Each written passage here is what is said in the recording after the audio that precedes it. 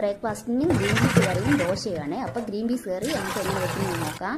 Green peas കഴുകി തലേ ദിവസം കുതിർത്ത് വെച്ചത് കഴുകിയെടുക്കാം. അല്പം മഞ്ഞൾപ്പൊടിയും ഉപ്പും ചേർത്ത് നമുക്ക് ഒരു 3 വിസിൽ വരുന്നത് വരെ അവിച്ചെടുക്കാം. അതിലോട്ട് 2 പച്ചമുളക് കട്ട് ചെയ്തിടാം.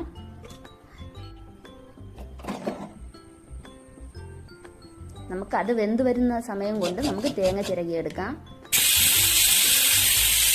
അതിലോട്ട് തേങ്ങ, പെരുംജീരകം, പച്ചമുളക്, മഞ്ഞൾപ്പൊടി ഇത്രയായിട്ട് നമുക്ക് അരച്ചെടുക്കാം. അല്പം കറിവേപ്പില കൂടെ ഇട്ട് കൊടുക്കാം കേട്ടോ. അരച്ചെടുത്തിട്ടുണ്ട്. അത് നമുക്ക് കറിയിലോട്ട് വീട്ടാം. കറി തിളച്ച് വരുന്ന സമയം കൊണ്ട് നമുക്ക് കടുക് പൊട്ടിച്ചെടുക്കാം. ദോശയും ഗ്രീൻ പീസ് കറി ഒരു രക്ഷയില്ല കേട്ടോ. ബ്രേക്ക്ഫാസ്റ്റിന് ഗ്രീൻ പീസ് കറിയും ദോശയാണ്. അപ്പോൾ ഗ്രീൻ പീസ് കറി